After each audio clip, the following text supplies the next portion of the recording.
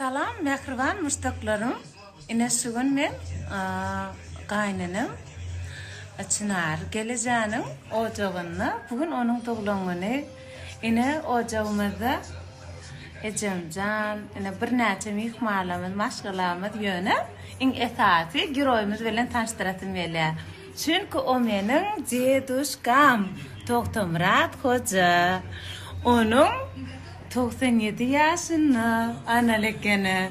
Ol menin en kovuryan, en ececik, en ovatan ceduşkam. Men bunu kahtı kovuryan. Aslan bro pankalım bana.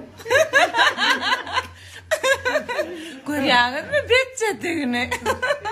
Ben sizi nitip vardı.